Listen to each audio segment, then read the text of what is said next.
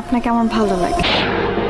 আজ প্রথমবার কইছস, তাই মাফ করে দিলাম, কিন্তু দ্বিতীয়বার যেদিন কবি সেই দিন তোর কলজাটারে তাই না বাইকের আমি ওজন করুম। আচ্ছা, কালকে যখন তুমি বাসায় আসছো টুম্পা ভাবিরে ওই সময় বাসায় আসতে দেখলাম, কাহিনী কি? কি বলতে চাও তুমি? টুম্পা ভাবির নিয়ে আমি কক্সবাজার গেছি? আমি সে কথা বলি নাই, টুম্পা ভাবির চার্জার নাকি তোমার কাছে, সেটা নিতে আসছিল। তার তো চার্জারই নাই, সে তো সারা রাত আমার চার্জার দিয়ে চার্জ দিছে।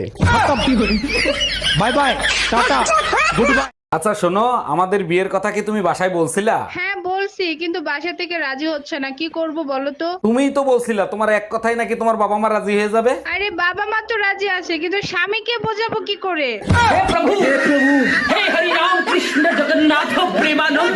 এই জানো তোমাকে আমি কেন বিয়ে করছি? না বললে জানবো কি করে কেন বিয়ে করছিলা? আমার জানার ইচ্ছে ছিল তুমি কত বড় গাধা। এর জন্য বিয়ে করার কি দরকার ছিল? যেদিন তোমারে দেখতে গেছি সেদিনই তো বোঝা উচিত ছিল। তার মানে বড় গাধা আমি ছিলাম?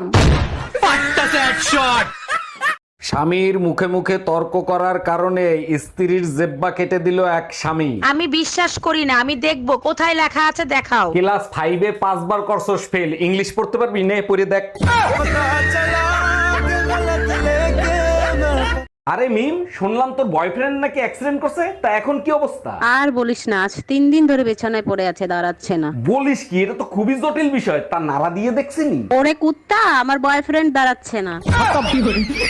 Bye bye, tata, good bye. Hello. এই কোথায় তুমি? তুমি যেখানেই থাকো এই মুহূর্তে বাসায় চলে আসো। কেন, কি হয়েছে? কেউ মারা গেছে নাকি? আরে কেউ মরে নাই, পাশের বাসার ভাবির ছেলে হইছে। পাশের বাড়ির ভাবির ছেলে হয়েছে, তা আমি কি করবো? এসে নাচবো? ছেলের চেহারার সাথে ভাইয়ের চেহারার কোনো মিল নাই, তাই তোমাকে ডাকতিছে। আসসালামু আলাইকুম ভাবি, ভালো আছেন? ওয়ালাইকুম আসসালাম, আমি ভালো আছি, আপনি ভালো আছেন? ভাবি, আপনার ছোট বোনটাকে না আমার খুব ভালো লাগে, আমার সাথে বিয়ে দিয়ে দেন। ওই চেহারা আর রূপবানের পাট নিয়েন না, কি যোগ্যতা আছে আপনার? আরে ভাবি, আমি রাতের অন্ধকারে মোবাইলে চার্জার ঢুকাইতে পারি।